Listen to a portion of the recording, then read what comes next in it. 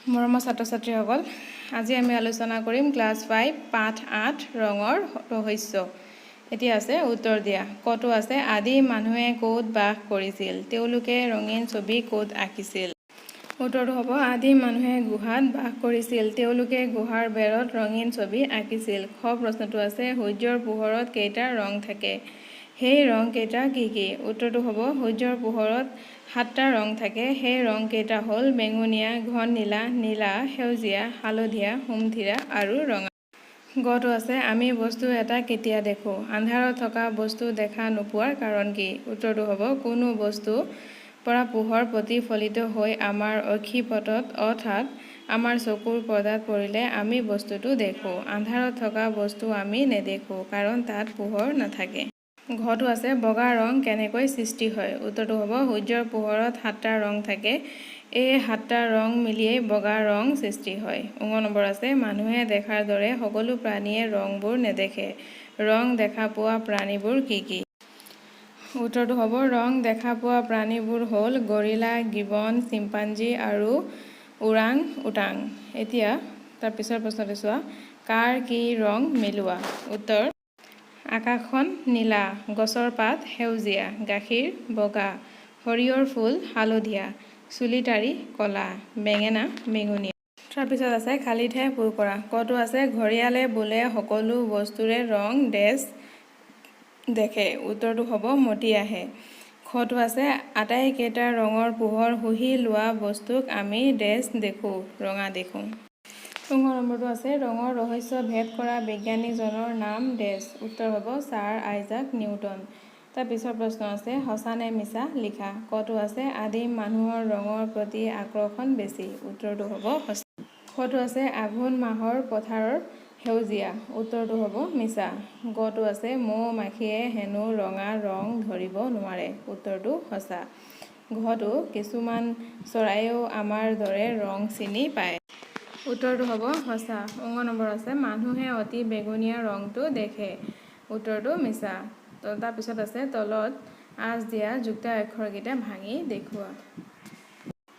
নিশ্চয় তালিবীয়া শস্যাস্ত সমান তালিবীয়া স যোগ প্ৰথম চ, অস্ত দন্তীয়া শতাস্ত সমান দন্তীয়া স যোগ ত, একাদি কৰ্মে কইৰাক্ৰ সমান চিন ক যোগ ৰ, আৱিষ্কাৰ মধ্যমীয়া হকাচ ক সমান মধ্যমীয়া হ যোগ ক।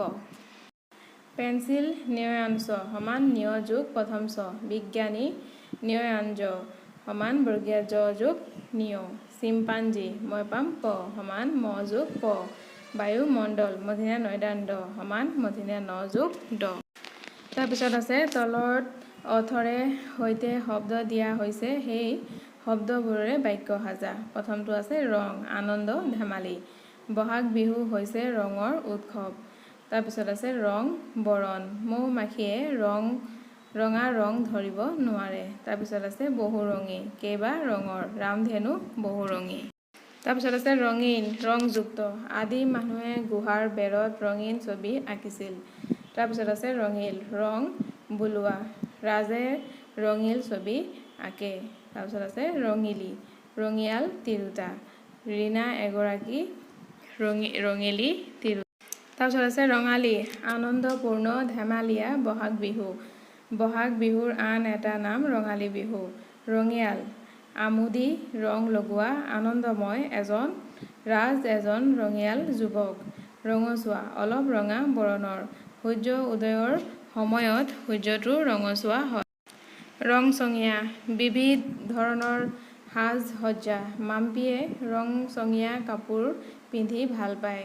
ৰং ধেমালি আমোদ প্ৰমোদ মনৰ আনন্দৰ কাৰণে কৰা ধেমালি, বহাগ বিহুত সকলোৱে একেলগে লগ হৈ ৰং ধেমালি কৰে। ৰং ৰহস্য হাঁহি ধেমালি ৰগৰ, ল'ৰা ছোৱালীবোৰে ৰং ৰহস্য কৰি আছে। এতিয়া তলত দিয়া ৰংবোৰ মিহলাই চোৱা। কটো আছে ৰঙা যোগ নীলা, উত্তৰটো হ'ব বেঙুনীয়া। খটো আছে ৰঙা যোগ হালধীয়া, উত্তৰটো হ'ব সুমথিৰা। গটো আছে হালধীয়া যোগ নীলা, উত্তৰটো হ'ব সেউজীয়া। ঘটো আছে ৰঙা যোগ নীলা যোগ হালধীয়া, উত্তৰটো হ'ব মটীয়া। তোমালোকে দেখা বস্তুবোৰৰ ৰং অনুসৰি ভাগ কৰা। বগা গাখীৰ, কাগজ, কণী, বগলী, কপাহ।